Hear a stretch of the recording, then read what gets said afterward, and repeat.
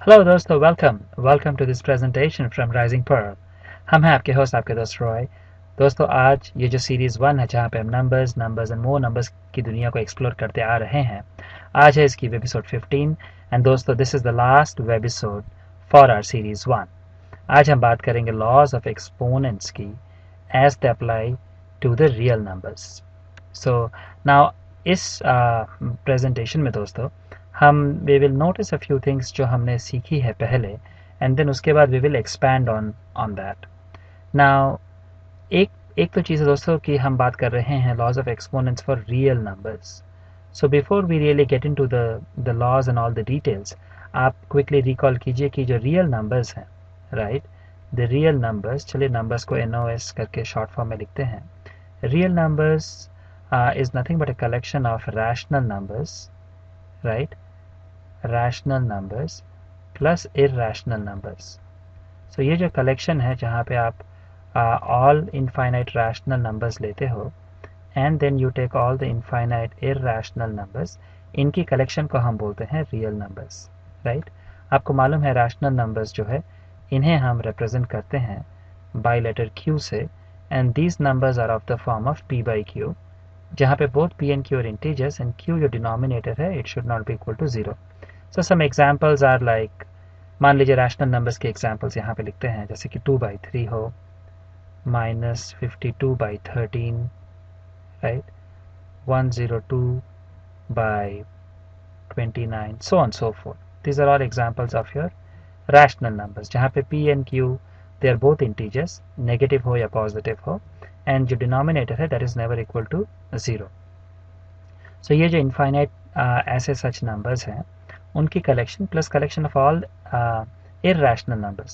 Irrational numbers के examples देखते हैं दोस्तों, square root 2, square root 3, square root 5, square root 7. These are some of the irrational numbers. Now दोस्तों, all these webisodes में, जब तक webisode 1 through webisode 14, we have learned in detail कि rational numbers क्या है, इनकी properties क्या है, irrational numbers क्या है, इनकी properties क्या है, how irrational numbers are different from rational numbers, so on so forth. So आज हम specifically सीखेंगे ये जो laws of exponents है for all real numbers, मतलब कि basically all rational numbers and irrational numbers. So आज दोस्तों हम specifically, even though we are saying it is laws of real laws of exponents for real numbers, हमारी focus रहेगी will be limited to rational numbers only. So चलिए दोस्तों, let us start the conversation. और जैसे हमने आपको पहले कहा कि we'll do a quick recap. हम recap इसलिए कह रहे हैं because we know that आपने ये जो the fundamental laws of exponent है, उन्हें आपने पिछले क्लासेस में you have learned what they are. So एक चीज़ है दोस्तों which is important is to remember that आपने अभी तक जो laws of exponents देखी है, which are these laws, यहाँ पे हम ऐसे 1 2 3 4 करके we have listed them out. So ये laws है दोस्तों, these laws were applicable only for natural numbers. आपको मालूम है natural numbers हमने सीखा है, इस कलेक्शन को हम represent करते हैं by n से, and n is representing the collection of all natural numbers, and natural numbers है numbers like these, right? All these positive numbers up to infinity, in numbers को हम बोलते हैं natural numbers, right? आप इन्हें comma से separate कीजिए, but these are the numbers जिन्हें हम बोलते हैं natural numbers. Now, so अब तक जो हमने देखा है, and so first law of exponent for natural numbers, a to the power m multiplied by a to the power n is equal to a to the power m plus n. So हम before we go through all of these laws, एक चीज़ important है दोस्तों, in each of these you see something like a to the power m या फिर a to the power n. So यहाँ पे ये जो component है, इसे हम बोलते हैं base, right? As you will recall, we call this base, और ये जो component है, जो power है, उसे हम बोलते हैं exponent,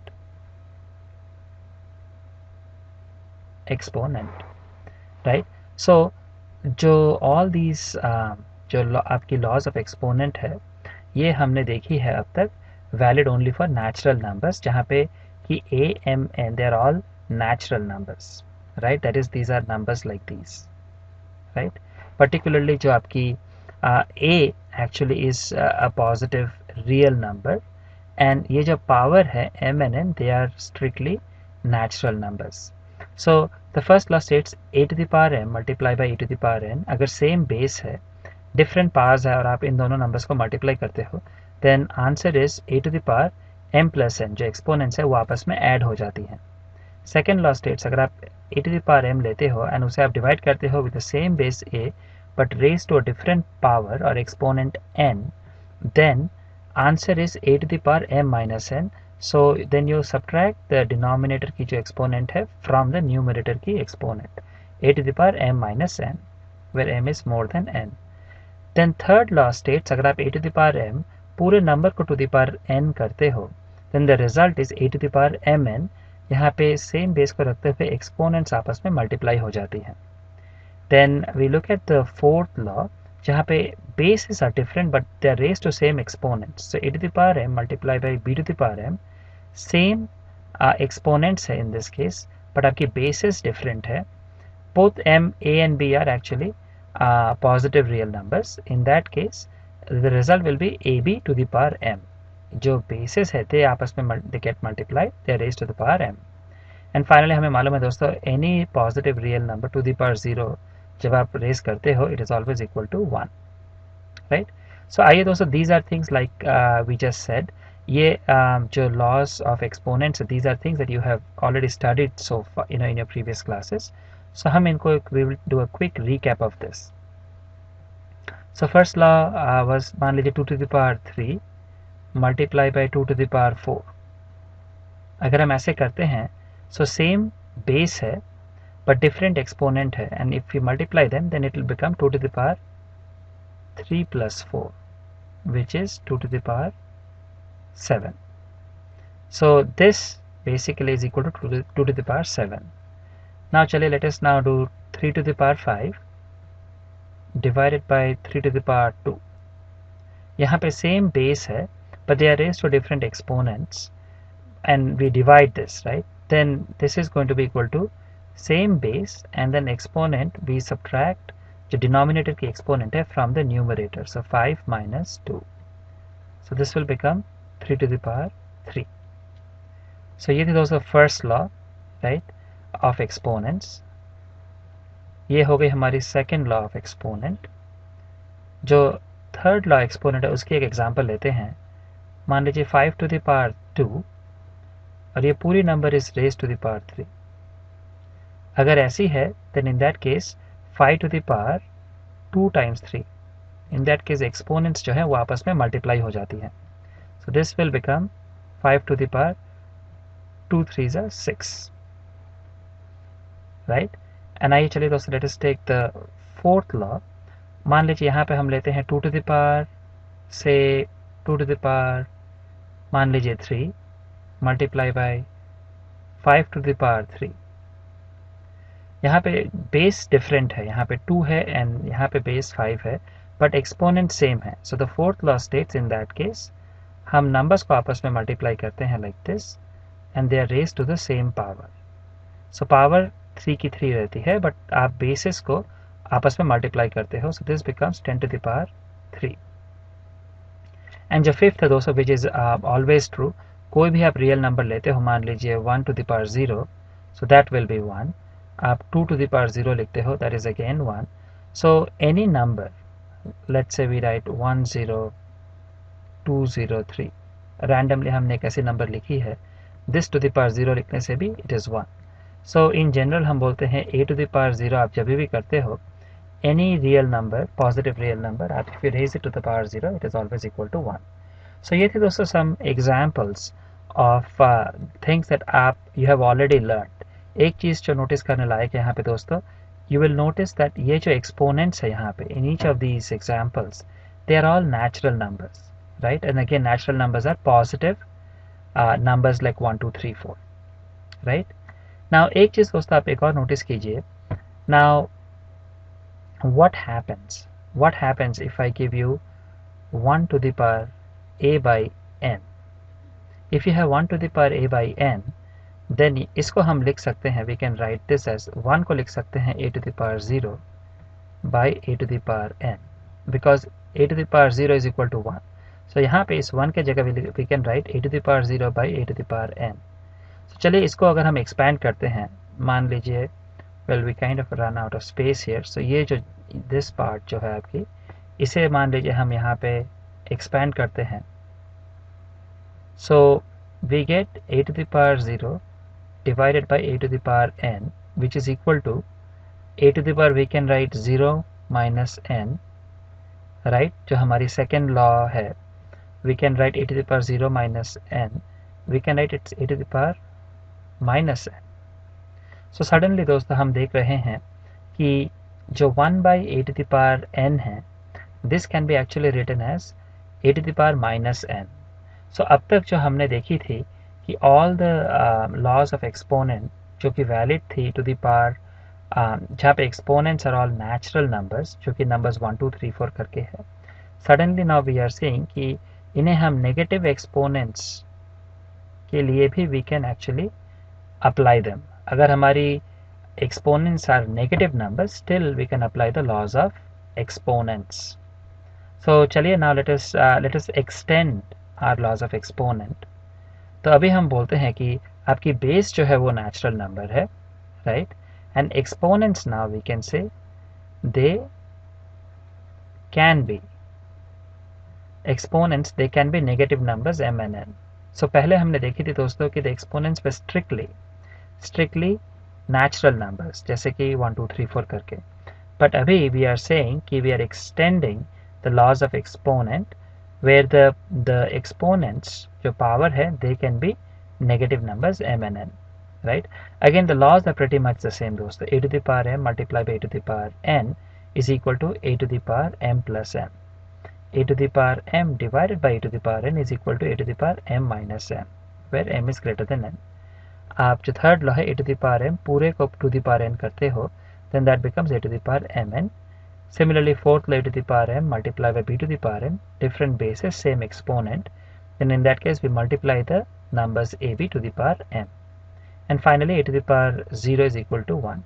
So यहाँ पे दोस्तों the interesting thing is what we are saying is now ये जो laws of exponents है, these laws of exponents we are now saying कि we can extend it where the exponents can be, जो exponent है हमारी m and n, the exponents now can be negative numbers too, right?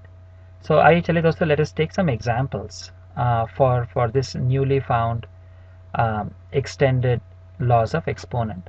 So what we are saying now is मान लीजिए ना if you have 2 to the power 3 multiply by 2 to the power minus 2, अगर ऐसी है then what we are saying is same power same base है and आप multiply कर रहे हो different exponent.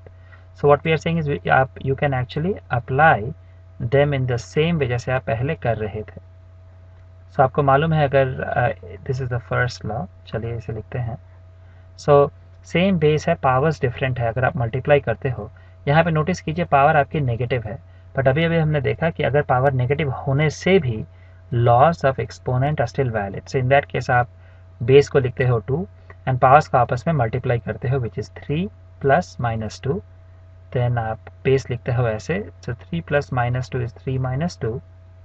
Then you write this as 3 minus 2 is 1. So answer is 2, right. चलिए अभी एक सेकेंड लॉ के बारे में let's take an example. So मान लीजिए let's say 31 to the power 5 है हमारे पास यहाँ पे, and we divide this by 31 to the power minus 2. So in that case what happens is अगर आपकी बेस सेम है एंड पावर्स आर डिफरेंट, आप डिवाइड करते हो, so we know what this means. It means 31 आप same base लिखते हो and then you actually subtract the denominator from numerator. So 5 minus 2, क्योंकि आपकी इसकी पावर है -2. So हम जो सेकेंड लॉ ऑफ एक्सपोनेंट है उसे ऐसे डायरेक्टली लिख रहे हैं. इवन तो हमारे यहाँ पे जो पावर नेगेटिव है, फिर भी we can write the second law same base to the power m minus n. Then this will become 31. 5 minus 2 will become actually 5 plus 2. So this will become 31 to the power 7. Now चलिए let us take one more example of now third law, right? So अभी लेते हैं मान लीजिए 7 to the power minus 2. इस number को आप multiply करते हो 5 से. So our third law of exponent says कि अगर सेम बेस, अगर बेस ऐसी है and you have it raised to an exponent, पूरी नंबर को आप एक फिर से पावर रेज करने से ये जो पावर्स है वो आपस में मल्टीप्लाई हो जाती है. So you will keep the base same and this will become minus 2 multiply by 5. So ये बन जाएगी minus 2 times 5 is minus 10. So आप इसे ऐसे भी लिख सकते हो और you can write this as 1 by 7 to the power 10. Right? And finally दोस्तों अभी let's take one example जहाँ पे मान लीजिए we have 2 to the power minus 10 multiply by 3 to the power minus 10. So same powers हैं, exponents है, bases different है. So fourth law states in that case आप जो numbers हैं, base है, उसे आप multiply करते हो and you keep the power the same, the exponent the same. In this case this becomes 6 minus 10. You can leave it in this format friends, या फिर you can write this as like this. So ये हो गई दोस्तों. अब तक हमने देखा था जो laws of exponents है, जो पहले हमने सीखा था पिछले क्लासेस में सिर्फ नेचुरल नंबर्स के लिए वैलिड है. अभी हमने देखा कि उस सेम लॉस को आप you are extending it to all the negative exponents too, right. So हमने नेचुरल नंबर से एक्सपोनेंट्स को अभी वी हैव एक्सपैंडेड इट, हमने उन्हें अभी we have expanded the scope of it to अभी include the negative numbers also. Now is that all दोस्तों? Is there anything else that we can do? Yes, sure, we can actually even expand it further. कैसे करके? आप recall कीजिए दोस्तों. We know that अगर आप nth square root of a लेते हो, we define nth square root of a, उसे हम ऐसे करके लिखते हैं. For a real number a greater than 0, it is defined as let a is greater than 0 be a positive real number and n is an integer, then nth root of a we represent that will be equal to b if b to the power n is equal to a. इसका मतलब दोस्तों straight forward ये है कि अगर मान लीजिए आप ऐसे लिखते हो कि third if cube root of मान लीजिए 2, if we say this cube root of 2 is actually equal to let's see, this is अच्छा चलिए मान लीजिए let's say this is x. अगर हम बोलते हैं कि cube root of 2 is equal to x, इसका मतलब यह है इट इम्प्लाइज कि जो x है उसकी cube is equal to 2, right. Now let us take the example जो हम लेना चाहते थे.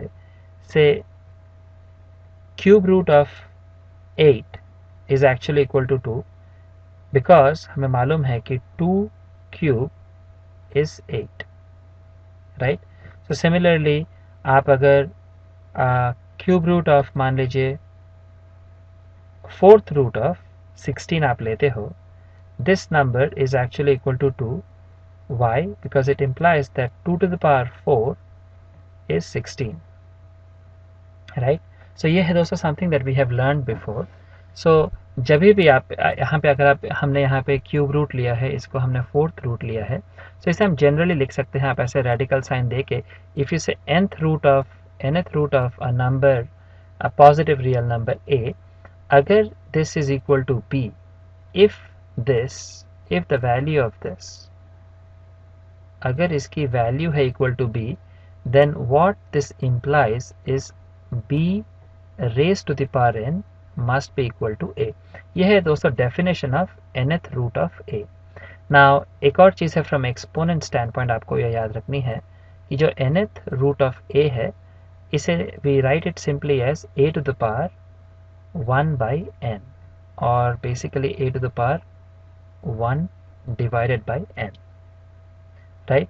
Now एक चीज़ very very interesting है दोस्तों, ये जो आपकी laws of exponents है, we realize that these laws of exponents actually हम इन्हें extend कर सकते हैं where the exponents are rational numbers. The exponents can be even can be even rational numbers m and n. मतलब कि अब तक हमने देखी थी, and again we are writing those same laws of exponents, right? But यहाँ पहले हमने देखी थी laws of exponents. जो exponents थी they were only natural numbers, right? उसके बाद हमने उन्हें expand किया to say कि exponents actually आपकी negative numbers भी हो सकती हैं. अभी what we are saying is जो exponents है, जो powers हैं, they can actually even be rational numbers. So this is remarkable दोस्तों, because now we are saying कि अगर आप a to the power m times a to the power n लिखते हो, as long as आपकी जो the base है it is positive real number, but m जो है और फिर n जो पावर है they can actually be rational numbers.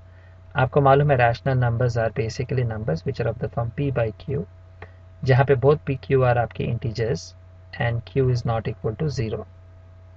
So आइए दोस्तों let us take some examples जहाँ पे हम अभी laws of exponents को we are expanding them and we are saying that laws of exponents now can actually apply जहाँ पे exponents are even natural numbers. So चलिए एक example लेते हैं. Let's say again for law 1 if we say 2 to the power, मान लीजिए let's write it 1 by 2 multiply by 2 to the power, let's say 1 by 3. So in this case हम same base ले रहे हैं but हमारी power different है. So even though power is not natural number 1 2 3 4 या फिर negative number, अभी हमने देखा कि हम we can expand the laws of exponent अगर हमारी power even though they are rational numbers. So इसे हम ऐसे लिख सकते हैं 2 to the power 1 by 2 plus 1 by 3. powers आपस में add हो जाएंगी. So 2 to the power, so आप इसे solve करने से 6 will be your LCM. 2 3s are 6, so आप यहाँ पे 1 3s are 3 and 3 2s are 6, so your 2 1s are 2, so this becomes 2 to the power 5 by 6. So अगर हम इसे solve करते हैं 2 to the power 1 by 2 multiply by 2 to the power 1 by 3, this actually is 2 to the power 5 by 6. Similarly आइए दोस्तों let's take the second law, example of second law. मान लीजिए अभी 3 to the power we take 1 by, actually let's make it 11 by 3 divided by 3 to the power, now let's say 2 by 3.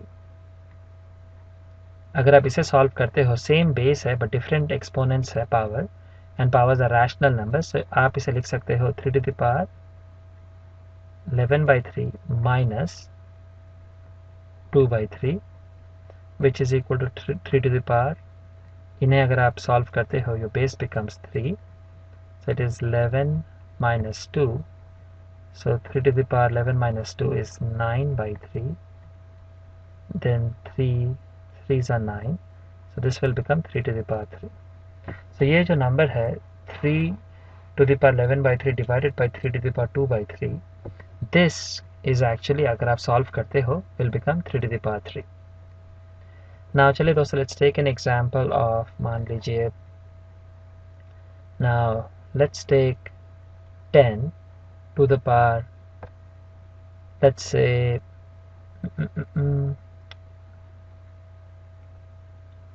10 to the power 1 by 2, right? और इसे हम multiply करते हैं by, चलिए let's do this 2 by 5 to the power 1 by 2.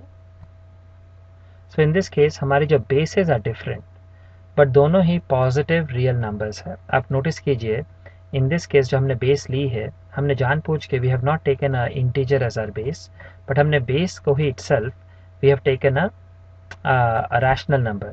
आप recall कीजिए as long as हमारी base is a positive real number we are fine. So in this case हम third law of exponents को apply कर सकते हैं. So यहाँ पे what will happen is it will become 10 multiplied by 2 to the power 2 by 5, जो numbers आपस में multiply हो जाएंगी and your exponent will be like 1 by 2. 5 2s are 10, 2 2s are 4, so this will become 2 to the power 1 by 2. Now this is nothing but square root of 4, which will be actually 2, right? Now the last जो आपकी law of exponents है, चलिए उसकी एक example लेते हैं. Well, this was actually the fourth one, and let's take an example. मान लीजिए यहाँ पे the third law की, we can have 5 to the power 1 by 3 the whole thing raised to the power 3. ऐसे करने से you will have 5 to the power 1 by 3 times 3, and 3 will cancel out, so this answer is 5. Now एक चीज़ है friends that we wanted to emphasize is that जब भी आप rational number की ऐसे करके आप लेते हो, right? If you notice यहाँ पे जैसे आपने notice की थी, you have it p by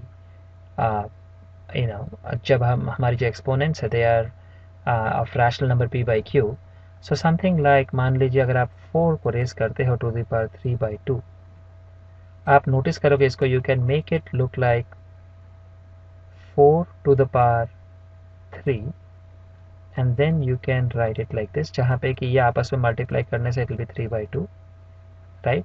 So this will actually become 4 4 is 16, 4 is 64, by 2 will be square root of 64, which will be 8. You can do it like this, or you can write this one as 4 to the power 3 by 2. You can write this as 4 to the power this multiply by 3. In that case ये बन गई square root of 4 to the power 3. So square root of 4 is nothing but 2 to the power 3, which again is 8. So दोस्तों, this is something we just wanted to explain to you कि कैसे करके हम जो laws of exponents है उसे हम कैसे करके apply करते हैं, not only for exponents being real exponents for natural numbers, but we can expand the laws of exponents जहाँ पे आपके exponents हैं negative numbers, and we can even expand the laws of exponents for जो powers when they are natural, when they are rational numbers. So hopefully दोस्तों you have learned a lot from our series 1. अगर आपको कोई भी question से सवाल है, आप बेझिझक हमें आप कमेंट्स भेजें, and we will be more than happy to answer those for you. अगले एपिसोड में फिर मिलेंगे, तब तक के लिए शुक्रिया, धन्यवाद.